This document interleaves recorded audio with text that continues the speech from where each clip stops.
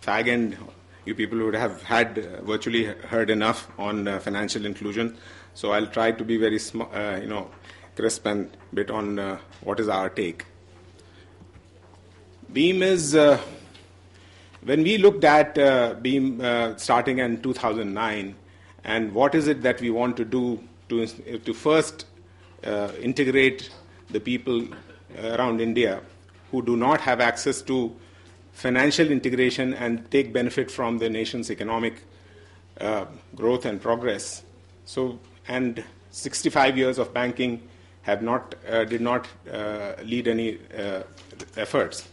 So we have taken a very contrarian view, and we chose to become a payment system.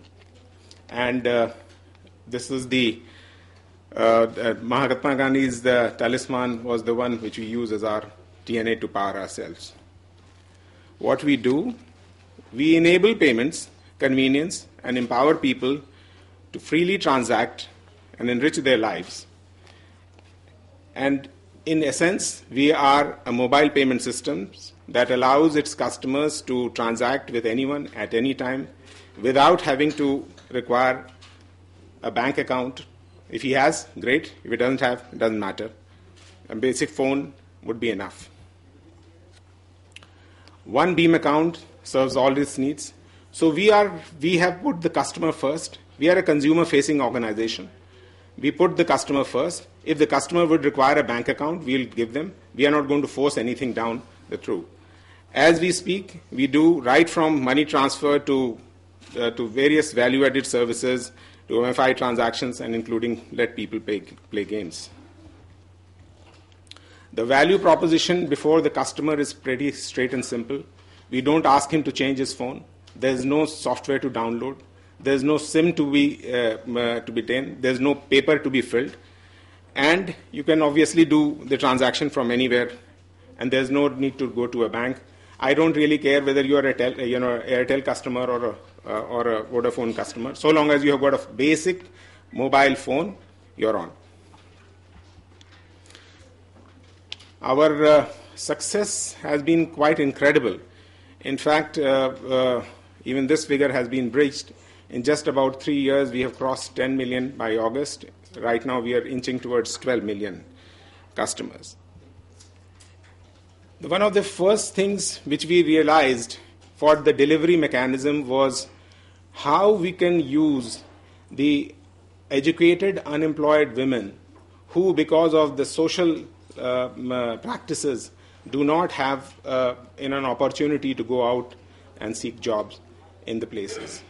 So we enroll them as Sahayaks.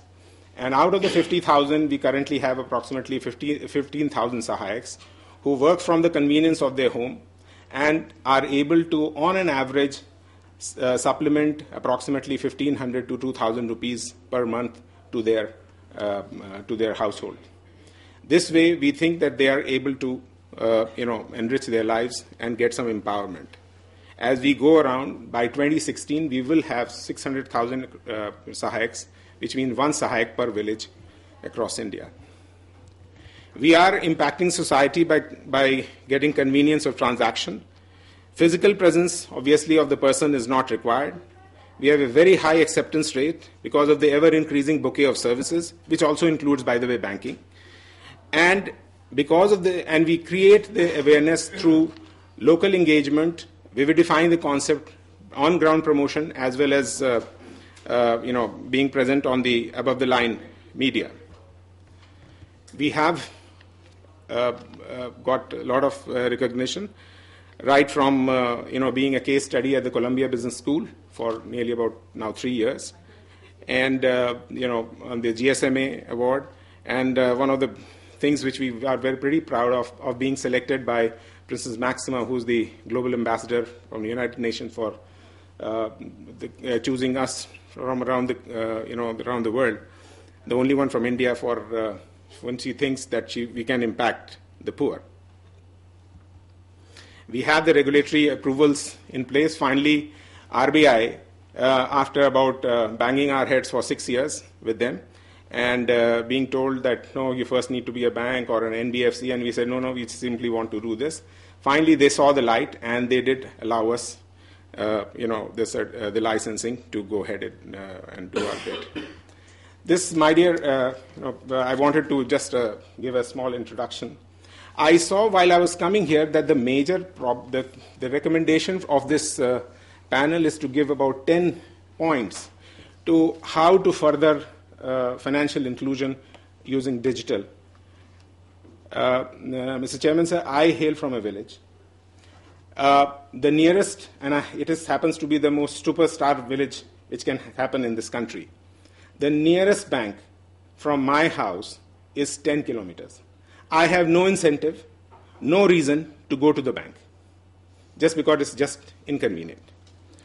So giving this perspective, because the customer is not, we are talking about technology, we are talking about everything else, we are talking about KYC regulation and everything, but the main thing is we are ignoring the guy whom we want to actually serve. So the first and foremost thing is I've got 5 points, you got 10. Allow non-banks, companies like us, and there are many other companies, to participate in the G2P payments, which is now the bane of so many, including the subsidies and other things till whatever. Number 2, allow usage of mobile as the point of sale device. We have heard, and I'm sure we all know, that biometric devices seems very nice and they work very fine when you talk about Delhi and Bombay and other things. But how about when my village doesn't have, where do I take it to service? Where do I get the thermal printer to, the paper to get it filled on? So use the mobile, and now fortunately there are very economic smartphones which can do that. In the regulation part, allow multiple financial services to flow out of the agent of the business correspondent. Let this, right now there is a monopoly that I am this bank, so I cannot do this, and this needs to go. The fourth point is economic remuneration of the agent. This 90, I was recently co-opted on the BC forum, and I was shocked to learn that out of the 90 million customers, the no-frills accounts which have been opened, over 98%, as per their own admission, were inactive. So that means it is quite like that there is a push from top, but there is no demand from bottom. And we all know in simple economics, unless and until there is going to be a demand, nothing is going to happen.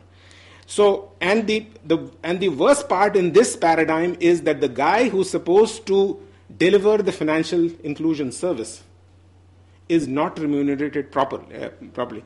Just a second on this.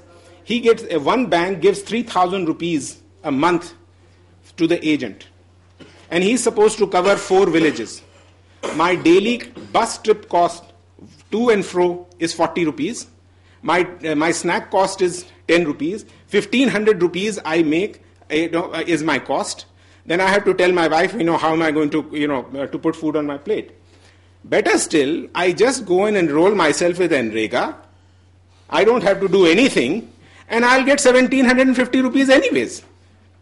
So there is no. So we need to make the remuneration proper. 5 paisa. I was today. Yesterday I read, and I was shocked to find that there were 5 paisa per. Sorry, we need to close. Yeah. And the last is being on the regulation side, have pragmatic regulation and an encouraging regulator. Why pragmatism is by and large there, but the encouragement part on the regulation part is missing. Thank you very much.